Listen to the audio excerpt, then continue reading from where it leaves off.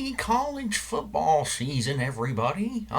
In this episode, I've been tasked with explaining to you guys how the fourth and goal model works when it comes to power rating teams and predicting games. This is going to be a really fun episode filled with a lot of math and numbers and really unnecessary calculations. So, you guys follow along with me. I'll be sure to be putting up some overlays of what I'm talking about for those who are visual learners. And let's go. We're gonna have a lot of fun.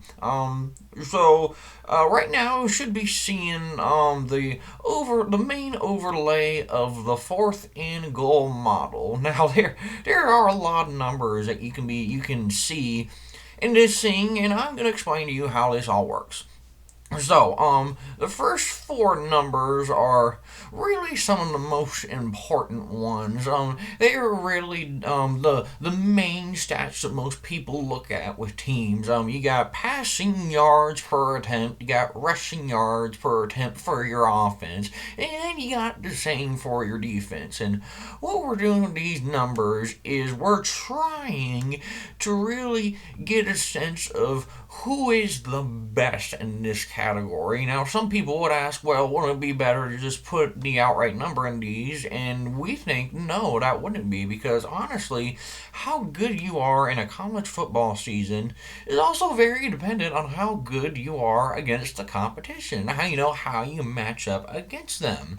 So we think that just outright ranking the potential of these teams is the best way to go about it with these numbers. You'll see after that we got penalties, opponent penalties. We take into account how likely a team is to maybe mess up, and how on average how likely their opponents are to mess up, to sort of counterbalance that and try to get a more holistic image of what a team could look like at any given point during the season. Turnover ratio, that's an obvious one. Talent level, we borrow from 247 Sports. They have a team talent composite, and that can tell you like how many 4 or 5 stars a team will have compared to how many Johnny 2 stars another team might have, which is usually indicative that one team is going to absolutely smoke the other like a turkey on Thanksgiving. So, this next one is a little bit different, but I do think it's very important. This is our original, the You Suck manual override. You'll see a lot of times during the season sometimes more than one team that is just consistently underperforming, like especially against spreads set by Vegas. So we have installed this as a way of counteracting that. We implement the You Suck manual override, and if a team consistently does not meet or surpass expectations, we override some of the numbers we put into it with this thing, and it can give us a more accurate view of what a team is likely to do, where they stack up against other teams, and it just really helps us out. And then after that, I got total offense, total defense, pretty self-explanatory. And then the last one, which is rating. Now, these are not the ratings for teams this season, since it's only been week 0, and Florida State got absolutely humiliated, so we're going to have to be updating that pretty soon. But these ratings are for last season, and a rating is not a ranking. And that might be a little difficult to, understand what that means. Like, it seems pretty obvious. Like, hey, these teams look like they're ranked in descending order. So why are you calling it not a ranking? So this model is not used to predict ranking as much as it is used to predict who's going to win a game. Like, so let's take FSU for example. Like, FSU just lost to Georgia Tech. They're probably gonna drop a lot for that. They didn't do well statistically, but here's the thing. If I were to put tomorrow, like let's say FSU had a game tomorrow for whatever reason, maybe the ACC is just trying to get revenge on them for, filing this lawsuit and also like, okay, we're going to make you play a game tomorrow. Tomorrow, we're going to make you play Virginia Tech. Now, Virginia Tech in a ranking system would be ranked ahead of FSU because FSU has lost a game and Virginia Tech has not. However, according to a model like this, Virginia Tech would not be favored to win that game based on a general talent imbalance. And so that's kind of the concept that we're trying to do here with this thing. It's trying to tell you who's more likely to win a game, notwithstanding the record, just based on past performance.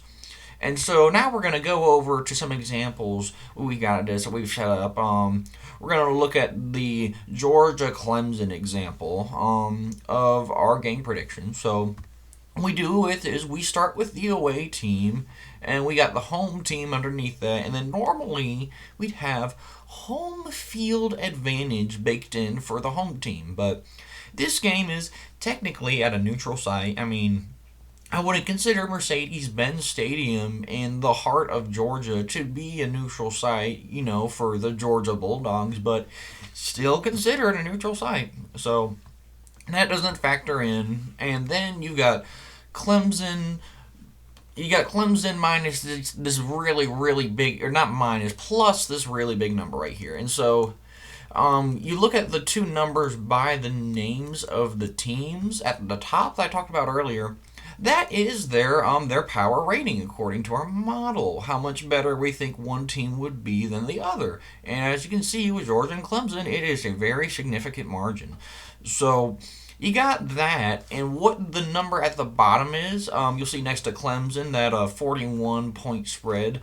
That's we think is going to be the point differential in the game. So if it were, now this is another tricky part, and this is why this stuff is so interesting. If it were minus 41, that would mean Clemson would be favored. Now, why do we do that? We do that because that's how Vegas operates their spreads. If you look up betting spreads for a game, you'll see that the favorite will be minus this number of points or minus that number of points, while the underdog will be plus this number of points or plus that many number of points. So with Clemson here, got a positive number, indicates that we think they're going to get absolutely mollywopped by Georgia, and that's pretty fitting with the the different trajectories of these two teams over the past few years. So this model, again, not a ranking system, or Florida State obviously would not be anywhere, you wouldn't be able to see them in this top 24 or 25 that we got out there. Just mainly used to predict outcomes of games, and hopefully we hit it, on the head. This stuff is really difficult, folks. Like even Vegas spreads only hit like about 70% of the time, so 7 out of 10 times. That's not otherworldly, but so we're trying to get to that. Hopefully someday we'll get to a model that predicts 100% of games right, because it's in my contract that I can't have any food until I make a model that predicts 100% of games right. So that's the gist of it. That's all that you really need to know about what we bake into this model and about how we rate these teams and how we think some might be better than others.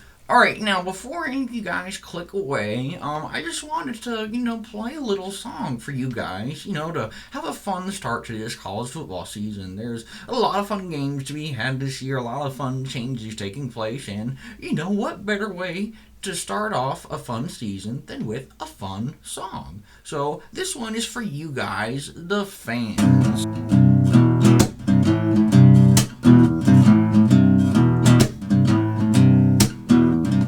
It's a new iteration of football in this nation, the 20 playoff to be watched. There's been groundbreaking funding of NIL deal money, and FSU streams have been crushed. Immortal coach retiring, conferences are falling, and fields are waiting to be crushed. Michigan is crying, but we know they're lying. The sign stealing scheme has been info. What the heck is this? What is this supposed to be? Like, what even is this? I just thought it would be like a fun thing to do. Look, I don't want to hear any excuses, okay? All right? Look, I'm taking out the provision in your contract that says you can finally earn something to eat when you make the model perfect, okay? This is the last time you go off script from what we're doing. All right?